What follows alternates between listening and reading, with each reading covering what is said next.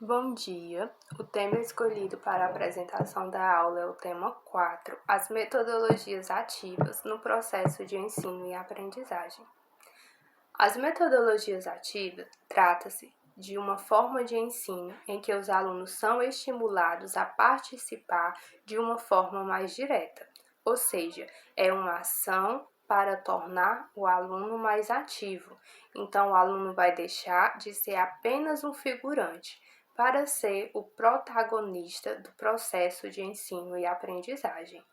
Então, esse termo, metodologia ativas, ela tem como fundador o John Dewey, um pesquisador estudioso dos Estados Unidos, que viveu entre o final do século XIX e início do século XX, em que ele vai ser o fundador desse termo. E não só isso, ele vai falar que as metodologias ativas, elas são essenciais para o aluno aprender e que o processo de ensino e aprendizagem, o aluno ele tem que ser central, tem que ser centralizado no aluno e não no conteúdo.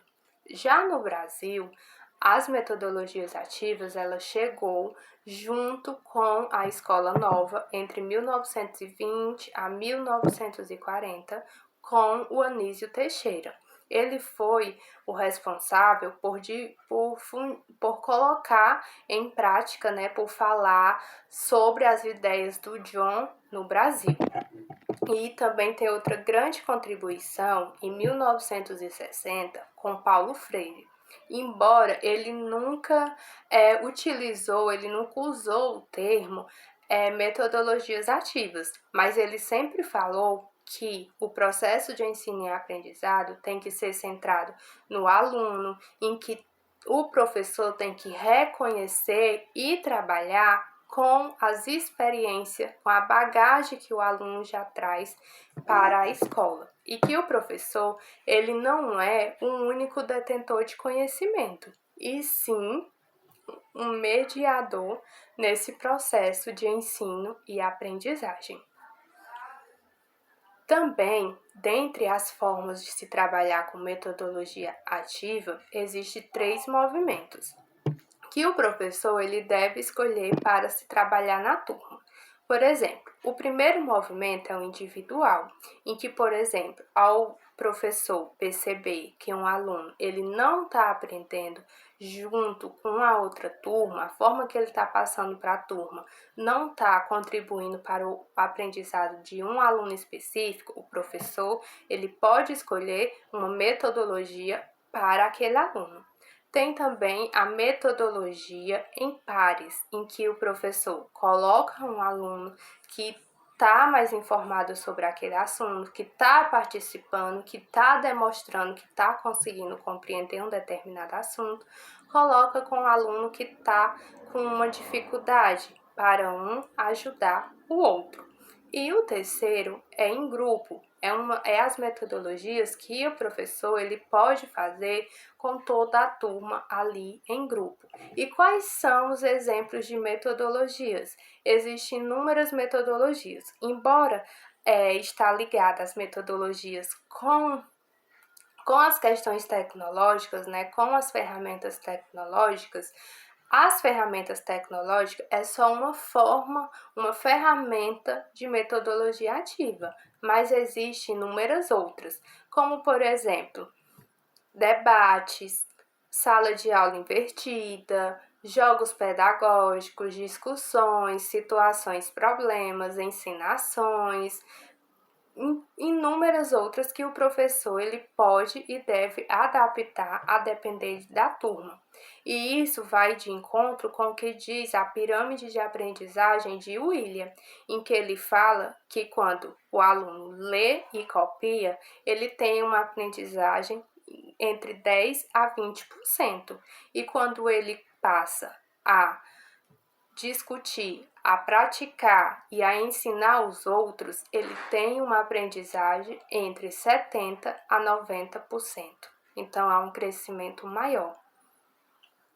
Essas metodologias, elas foram bastante difundidas, elas foram bastante utilizadas no Brasil a partir da década de 90 a 2000. Isso porque antes o professor era o único detentor do conhecimento. Então, quando o aluno ia para a sala de aula, ele tinha ali como centro do aprendizado o conteúdo e o professor repassava o conteúdo. A partir da década de 2000, foi percebido, por conta da sociedade que se tornou mais globalizada, mais tecnológica, como também as transformações na educação, também o PBL fez com que o professor não fosse mais o único que conhecia o conteúdo, e sim os alunos tinham diferentes outras formas de adquirir o conteúdo, como o celular, o tablet, o computador. Então, hoje em dia, principalmente, se faz muito essenciais utilizar essas tecnologias. Mas como o professor, por exemplo, pode utilizar essas metodologias em uma turma do 1º ao 5º ano? Do 1º ao 2º ano, o professor tem que ser um direcionador, em que os alunos do 1º e 2º ano, eles estão mais acostumados a aprender, por meio de projetos, por meio da manipulação. Então, por exemplo, o professor, ele pode colocar uma situação, problema, expor para os alunos e pedir para que eles, através de rodas de conversa ou em forma de grupo, eles resolvam aquele probleminha matemático, por exemplo, como manipulando objetos, brinquedos. A encenação também pode ser feita para resolver esses probleminhas. Já em uma turma de 3º, 4º ano, o professor tem que ser um mediador ativo, isso é, ele pode levar uma situação, problema para os alunos resolver e levar também um material de apoio para os alunos pesquisar. Então, ensinar os alunos a buscar a resposta.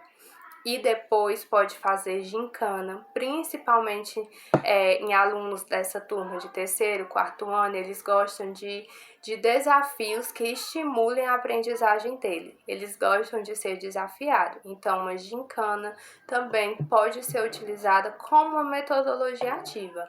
Já na turma do 5º ano, em que eles têm mais autonomia, nesse processo de ensino e aprendizagem, o professor ele pode trabalhar com a sala de aula invertida, em que ele anota no quadro o tópico, o tema da aula seguinte, ou disponibiliza para os alunos um link de um vídeo que eles podem assistir e estudar em casa, e no dia da aula o professor faz com o aluno debates, rodas de conversa, discussão sobre aquele assunto estudado ou até mesmo projetos.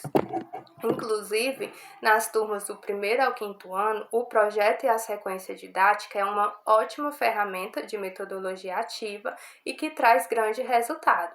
Na sequência didática, por exemplo, que ela, dependendo do assunto, ela pode ser adaptada em todos os anos iniciais, o professor traça objetivos em que a forma que for dando o andamento das aulas, ele vai obtendo resultado, como os alunos vai aprendendo mais sobre aquele assunto de uma forma prática.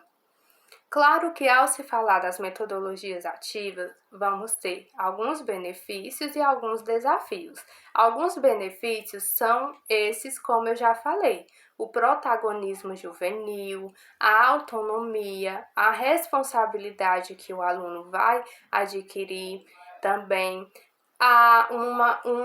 um melhor pensamento crítico e reflexivo dos alunos. São inúmeros benefícios. Já alguns desafios que o professor encontra é a infraestrutura da escola ou da sala de aula, em que muitas vezes acontece que a escola ou a sala de aula é um pouco escura, é pequena, há superlotação de aluno. Isso, claro, não deve ser um empecilho para o professor.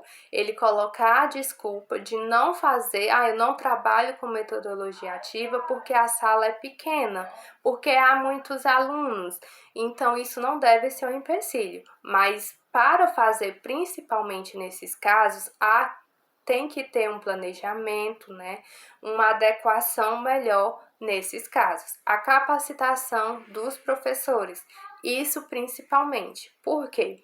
Muitos professores, eles não tiveram uma capacitação principalmente tecnológicas, principalmente também dessas novas formas de se trabalhar com os alunos, os professores que já são há bastante tempo. Por quê? Porque antes, no curso de licenciatura, não tinha matérias, disciplinas em que o professor ele tinha que trabalhar de uma forma mais dinâmica com o aluno. Era centrado em aprender, se formar, aprender o conteúdo para repassar para os outros. Então, essa capacitação também é importante, e uma dessas formas de capacitação que está sendo feita principalmente nos estudantes de licenciatura é por meio de programas eles ter acesso à educação básica em períodos em períodos primeiros do seu curso de licenciatura, nos primeiros períodos. Isso porque ele já vai ter um contato com a escola, vai conhecer a real necessidade do aluno, para não ficar só aquela forma de teoria. Você vê bastante teoria, vê que tem que ser um professor incentivador, buscar que os alunos adquiram conhecimento e habilidade, e quando chegar na sala de aula não conseguir aplicar. Então, são alguns desafios. Outro desafio também, muito importante que tem que ser falado, é o de planejamento. Se na educação tradicional o planejamento ele é muito importante, ao se trabalhar com as metodologias ativas, o planejamento é mais importante ainda. Isso porque você tem que escolher o tema da aula, você tem que escolher qual a metodologia vai ser aplicada, por que escolher essa metodologia, ver o seu alunado, qual é a forma que eles aprendem melhor. Também pode se trabalhar com a interdisciplinaridade. Por exemplo, escolher um assunto de ciências e fazer essa interdisciplinaridade com matemática. Por exemplo, os seres vivos e não vivos. Quais são os seres vivos e não vivos? Qual é o percentual? Ou ler gráficos, pequenos gráficos, que demonstra a quantidade de seres vivos e não vivos. Então, para tudo isso tem que haver o planejamento. Essas metodologias ativas, elas são citadas na BNCC, inclusive, na página 17. A BNCC, ela fala que o professor ele tem que buscar diferentes estratégias didáticas pedagógicas diversificadas. Então, o debate, roda de conversa, encenação, o uso da tecnologia também, a gamificação, por exemplo. Sabemos que os alunos que chegam hoje na escola, uma grande parte, eles têm acesso à internet, a celular muito cedo. E com isso, o professor, sempre que possível, ele deve utilizar esses jogos, essa parte tecnológica para chamar a atenção dos alunos, principalmente com a educação integral, em que os alunos chegam às 7 horas da manhã, muitos saem às 15 horas, às 16 horas.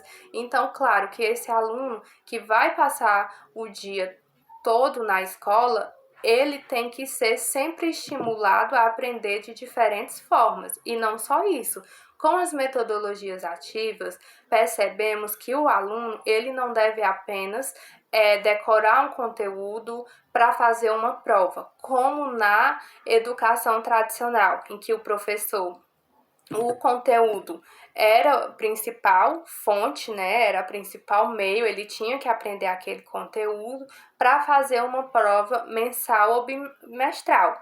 Na metodologia ativa, não. O aluno vai ter uma formação contínua. Então, ao terminar aquele assunto, o que o aluno adquiriu de aprendizagem? Foi uma aprendizagem que ele vai conseguir levar para a vida toda, ele vai conseguir aplicar na vida escolar dele nos próximos anos, é uma aprendizagem que ele também vai levar para a sua vida quando sair da escola, sua vida social. Então, mais do que notas, aprovado ou reprovado, nas metodologias ativas, busca com que o aluno, ao terminar o ano, ao terminar a educação básica, ele tenha adquirido competências e habilidade, ele tem uma formação integral. A avaliação também, nas metodologias ativas, ela é diferente do que a tradicional. Como eu falei, na tradicional era aprovação ou reprovação. Nas metodologias ativas, essa avaliação vai depender da observação do professor, das estratégias que o professor traçou para levar aquele aluno a aprender, a entender. Há um filósofo bastante conhecido, que é o Confúcio, que ele viveu antes de Cristo, que ele fala: quando nós ouvimos, esquecemos; quando nós vemos, lembramos; e quando nós fazemos, aprendemos, e mais do que isso, entendemos. Então, mais do que formar um aluno para fazer uma prova, para passar de ano, nas metodologias ativas, ela visa com que o aluno aprenda, entenda e leve para toda a sua vida, sem contar com a maior participação que os alunos são estimulados. Então, aquela professora que trabalha com alguma metodologia ativa e sempre que possível trabalha, vai chamar a atenção do aluno, o aluno fica feliz até mesmo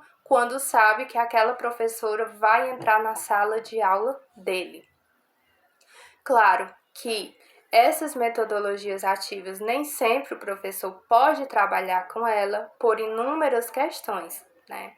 Porém, sempre que necessário, o professor pode trabalhar usando uma ou duas formas de metodologias ativas. Concluindo, na metodologia ativa, então, visa a formação do aluno de uma forma integral, principalmente na sociedade em que vivemos, em que o aluno ele tem acesso sim à informação, não só no livro didático, não só com o professor, ele tem a internet, que tem infinitas possibilidades e formas que ele tem de aprender. Então, o professor tem que colocar isso em prática na sala de aula. O livro didático, inclusive, ele não tem apenas conteúdo. No livro didático, ele dá inúmeras formas que o professor pode, formas e possibilidades que o professor ele pode também acessar para levar o assunto ao aluno. É por meio de vídeos, é por meio de fotos